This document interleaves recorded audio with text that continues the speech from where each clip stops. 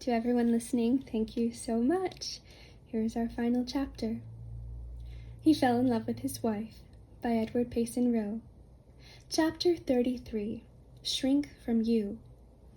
Holcroft soon came driving slowly up the lane, as if nothing unusual was on his mind. Having tied his horses, he brought an armful of bundles and said kindly, "Well, 𝚑𝚑𝚘, here I am again, and I guess I've brought enough to last well through Hangtown." "Yes," she replied with averted face.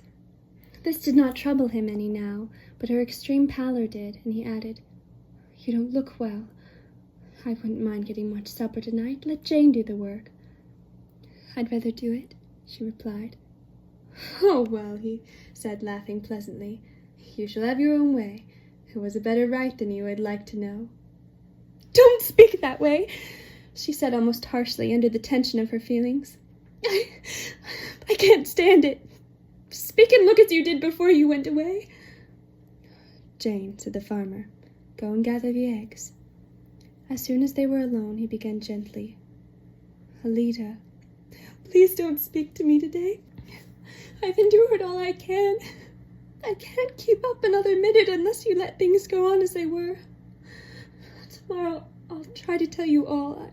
It's your right." "I didn't mean to say anything myself till after supper, and perhaps not till tomorrow, but I think I'd better. It'll be better for us both, and our minds will be more at rest. Come with me to the parlor, 𝚑𝚑𝚘." "Well, perhaps the sooner it's over the better," she said faintly and huskily. She sunk on the lounge and looked at him with such despairing eyes that tears came into his own. "𝚑𝚑𝚘," he began hesitatingly, "after I left you this noon, I felt I must speak with you and be frank with you." "Oh, no," she cried with an imploring gesture. "If it must be said, let me say it. I couldn't endure to hear it from you. Before you went away, I understood it all, and this afternoon the truth has been burned into my soul. That horrible man has been here, the man I thought my husband, and he has made it clear, if possible. I don't blame you that you should shrink from me as if I were a leper. I feel as if I were one." "I shrink from you!" he exclaimed. "Yes. Can you think I haven't seen the repugnance growing in spite of yourself? When I thought of that man, especially when he came today, I understood why too well. I cannot stay here any longer. You try to be kind and considerate, but I know how you felt all the time. It would not be safe for you, and it would not be right for me to stay either, and that settles it. Be as kind to me as you can a few more hours longer, and then let me go quietly." Her self-control gave way, and burying her face in her hands, she sobbed convulsively. In a moment he was on his knees beside her, with his arm about her waist. "𝚑𝚑𝚘, dear, 𝚑𝚑𝚘," he cried. "We've both been in the dark about each other. What I resolved to do when I started for town was to tell you that I had learned to love you, and to throw myself on your mercy. I thought you saw I was loving you, and that you couldn't bear to think of such a thing in a homely fellow like me. That was all that was in my mind, so help me God. But he's been here," she faltered. You don't realize—" "I don't believe I do or can yet, 𝚑𝚑𝚘. Dear, but that blessed Jane's spying trade has served me the best turn in the world. She heard every brave word you said, and I shed tears of joy when she told me. And tears are slow coming to my eyes. You think I shrink from you, do you?" And he kissed her hands passionately. "See," he cried, "I kneel to you in gratitude for all you've been to me and are to me. Oh, James, please rise. It's too much. No, not till you promise to go with me to a minister and hear me promise to love, cherish. Yes, in your case, I'll promise to obey." She bowed her head upon his shoulder in answer. Springing up, he clasped her close and kissed away her tears as he exclaimed, "No more business marriage for me, if you please. There was never a man so in love with his wife." Suddenly she looked up and said fearfully, "James, he threatened you.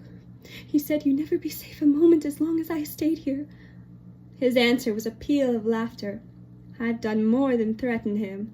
I whipped him within an inch of his life, and it was the thought of you that led me in my rage to spare him.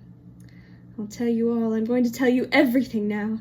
How much trouble I might have saved if I had told you my thoughts. What was there, 𝚑𝚑𝚅, in a fellow like me that led you to care so?"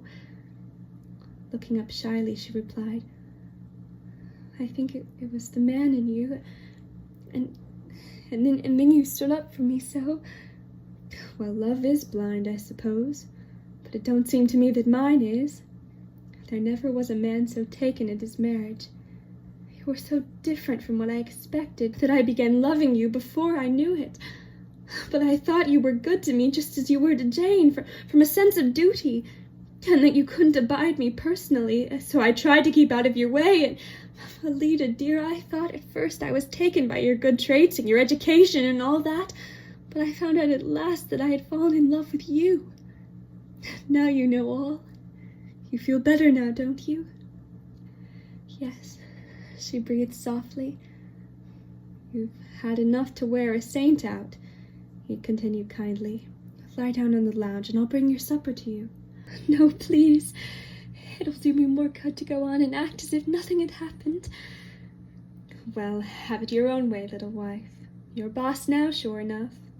She drew him to the porch, and together they looked upon the June landscape, which she had regarded with such despairing eyes an hour before. "Happiness never kills, after all," she said. "Shouldn't be alive if it did," he replied. "The birds seemed to sing as if they knew." Jane emerged from the barn door with a basket of eggs, and 𝚑𝚑𝚅 sped away to meet her. The first thing the child knew, the arms of her mistress were about her neck, and she was kissed again and again. "What did you do that for?" she asked.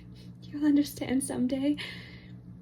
"Say," said Jane in an impulse of goodwill, "if you're only half married to Mr. Holcroft, I'd go the whole figure, if I was you.